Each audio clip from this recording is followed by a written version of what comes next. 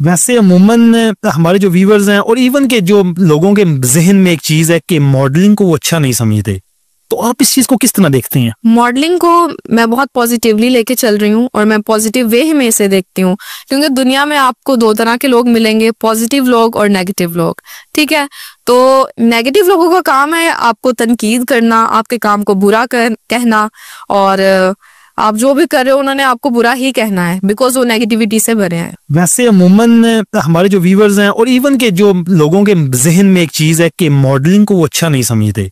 तो आप इस चीज को किस तरह देखते हैं? मॉडलिंग को मैं बहुत पॉजिटिवली लेके चल रही हूँ और मैं पॉजिटिव वे में इसे देखती हूँ, क्योंकि दुनिया में आपको दो तरह के लोग मिलेंगे, पॉजिटिव लोग और नेगेटिव लोग। ठीक है, तो नेगेटिव लोगों का काम है आपको तनकीद करना, आपके काम को बुरा कहना, और आप जो भी कर रहे हो उन्होंने आपको बुरा ही कहना है, बिकॉज वो नेगेटिविटी से भरे हैं। वैसे अमूमन हमारे